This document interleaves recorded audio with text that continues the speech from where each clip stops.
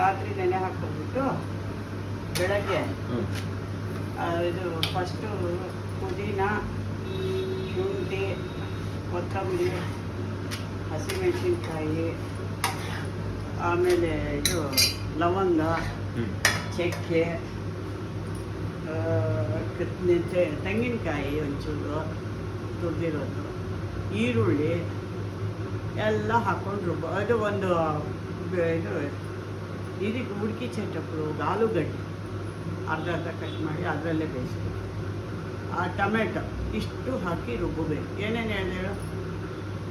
Tomato, ಆಲೂಗಡ್ಡೆ, ಕೊತ್ತಂಬರಿ, ಈರುಳ್ಳಿ, ಕೊತ್ತಂಬರಿ, ಪುದೀನ, ಆಮೇಲೆ ಚಕ್ಕೆ, ಲವಂಗ, ಆಮೇಲೆ ಶುಂಠಿ, ತೆಂಗಿನಕಾಯಿ ಇಷ್ಟು ಹಾಕ್ಕೊಂಡು ರುಬ್ಬಬೇಕು.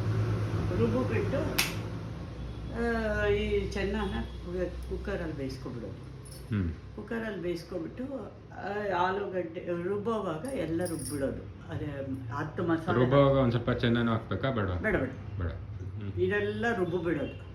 ರುಬ್ಬಿಬಿಟ್ಟು ಇದು ಬೆಂದಿರುತ್ತಲ್ಲ ಹೇಗಿದು, ಇದನ್ನೇ ರುಬ್ಬಿರೋದು.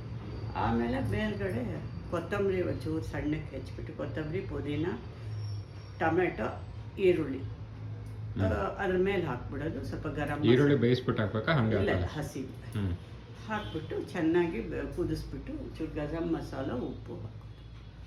ಇಷ್ಟು ಓವರ್.